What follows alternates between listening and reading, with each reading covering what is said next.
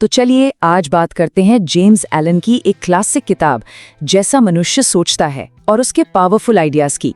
ये एक ऐसी किताब है जो एक बहुत ही सिंपल लेकिन उतने ही गहरे सिद्धांत पर टिकी है कि हमारे विचार ही असल में हमारी दुनिया बनाते हैं। तो फिर शुरू करते हैं इस सफर को।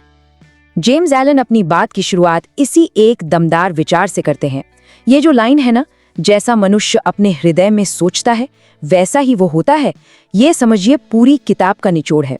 इसका मतलब बहुत गहरा है कि हमारा पूरा वजूद, हमारे हालात, हमारा कैरेक्टर, सब कुछ हमारे अंदर की सोच की दुनिया से ही पैदा होता है।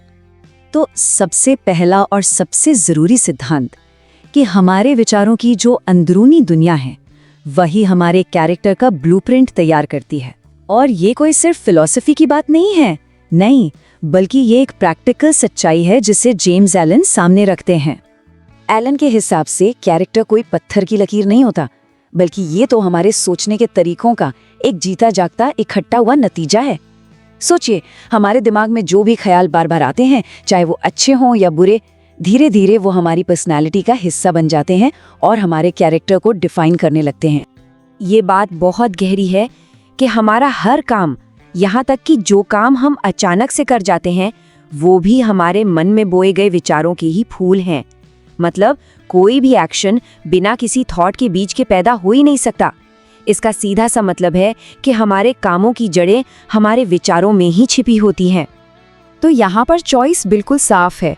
हम या तो छोटे तुच्छ विचारों को अपने अंदर जगह दे सकते हैं जो हमें नीचे ही गिराएंगे, या फिर हम ऊंचे और अच्छे विचारों को चुन सकते हैं जो हमें ऊपर उठाते हैं, जो खुशी और शांति के महल बनाते हैं। एलन बस यही याद दिलाते हैं कि हम खुद ही अपने निर्माता हैं।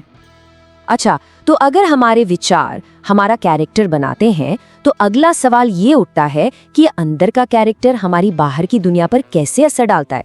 चलिए अब देखते हैं कि हमारे विचार हमारे हालात, हमारी सर्कमस्टेंसेस को कैसे बनाते हैं। ये इस किताब का शायद सबसे पावरफुल मेटाफर है कि हमारा मन एक बगीचे की तरह है। और सोचिए, अगर हम जानबूझकर इसमें अच्छे विचारों के बीज नहीं बोएंगे तो क्या होगा? जाहिर है, नेगेटिव और फालतू विचारों की घास फूस अपने आप उगाएगी। जैसे बगीचे की देखभाल करनी पड़ती है, वैसे ही मन की भी करनी पड़ती है। यहाँ देखिए, विचार, आदत और हालात के बीच का कनेक्शन कितना सीधा है। डर और शक की सोच कमजोर आदतें बनाती है, जिसका नतीजा होता है असफलता और दूसरों पर निर्भरता। वहीं दूसरी तरफ हिम्मत और प्यार भरे विचार अच्छी आदतें बनाते हैं और हमें सफलता और खुशहाली की तरफ ले जाते हैं। ये तो जैसे नेचर का नियम हो वैसे काम करता है। ये एक बहुत ही जरूरी फर्क है कि हमारे हालात हमें बनाते नहीं हैं, वो तो बस एक आईने की तरह हमें दिखाते हैं कि हम अंदर से क्या हैं। हमारी बाहर की दुनिया हमारे अंदर के हाल का एक बिल्कुल सटीक रिफ्लेक्शन है, जो हमें खुद को बेहतर समझने का मौका देती है। वाह, ये एक और कितना खूबसूरत मेटाफर है। दुनिया एक कैलाइडोस्कोप यानी बहुरूप दर्शक की तरह है, और हमारे विचार वो रंगीन टुकड़े हैं जो लगातार घूमते रहते हैं और हमारी रियलिटी की तस्वीर को बदलते रहते हैं। मतलब हम दुनिया को वैसा नहीं देखते जैसी वो है, हम दुनिया को वैसा देखते हैं जैसे हमारे विचार हैं।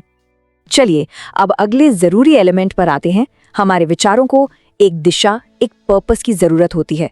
बिना किसी मकसद के विचार एक बहुत पावरफुल लेकिन अनकंट्रोल्ड फोर्स बन जाते हैं, जो हमें मजबूत करने की बजाय कमजोर कर देते हैं। तो सवाल ये है कि क्या होता है जब विचारों का कोई लक्ष्य ही न हो?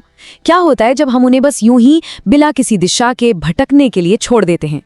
एलन कहते हैं कि बिना मकसद के होना एक बहुत बड़ी कमजोरी है। जब कोई साफ लक्ष्य नहीं होता तो हमारा मन छोटी छोटी चिंताओं का, डर का और खुद पर तरस खाने का आसान शिकार बन जाता है, और इसका अंजाम असफलता और दुख। लेकिन दूसरी तरफ एक साफ मकसद एक एंकर की तरह काम करता है। ये हमारे विचारों को एक जगह पर फोकस करता है, जिससे सेल्फ कंट्रोल और कंसंट्रेशन आता है, और ये दोनों ही चीजें किसी भी बड़ी कामयाबी के लिए बेहद जरूरी हैं।